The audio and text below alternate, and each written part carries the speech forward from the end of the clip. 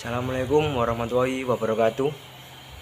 Saya Yudha Pitama, nomor NIM dengan akhiran 045 dari kelas A. Saya akan menjawab soal UTS dari matkul Hukum Tata Negara. Nomor 1 adalah berdasarkan isu amandemen kelima mengenai perpanjangan masa jabatan Presiden di era rezim Jokowi mengacu pasal 7 Undang-Undang NRI tahun 1945.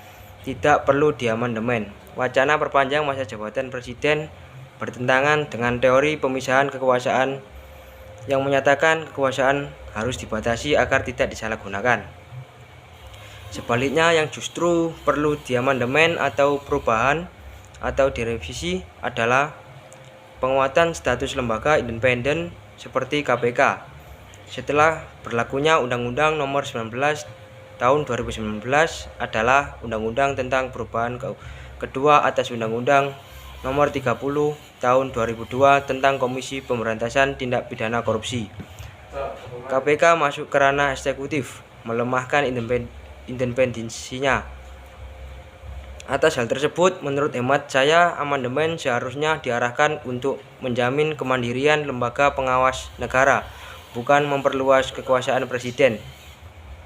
Untuk jawaban nomor 2, yaitu kesamaan berarti semua individu memiliki hak yang sama tanpa diskriminasi, baik berdasarkan jenis kelamin, ras, agama, maupun status sosial.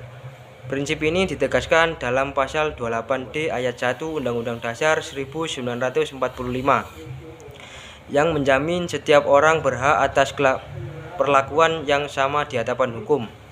Sementara itu, kebebasan merujuk pada hak individu untuk bertindak sesuai kehendaknya selama tidak melanggar hak orang lain. Meskipun kebebasan merupakan hak fundamental, negara dapat memberikan batas wajar demi menjaga ketertiban umum dan melindungi hak orang lain. Dengan demikian, kesamaan dan kebebasan dalam HAM harus dijalankan secara seimbang agar tercipta keadilan sosial bagi seluruh warga negara.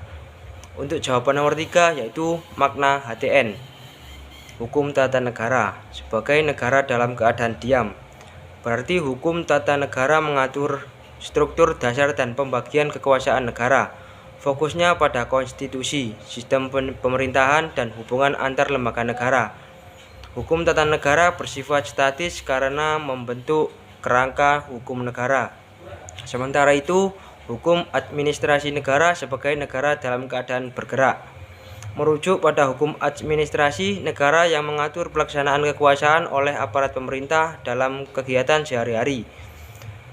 Hukum administrasi bersifat dinamis karena menjalankan tugas administratif, pelayanan publik, dan penggunaan wewenang secara konkret. Hukum tata negara menjadi landasan bagi hukum administrasi negara. Sedangkan hukum administrasi negara menghidupkan hukum tata negara dalam praktik penyelenggaraan negara. Jawaban nomor 4, yaitu pelaksanaan otonomi daerah memberikan berbagai keuntungan seperti efisiensi pemerintahan, yaitu pengambilan keputusan lebih cepat. Contohnya adalah mempercepat perizinan usaha lewat sistem OSS. Yang kedua, yaitu pemberdayaan potensi lokal.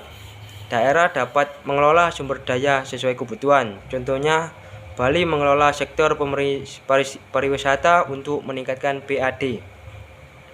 Yang ketiga adalah meningkatkan kesejahteraan.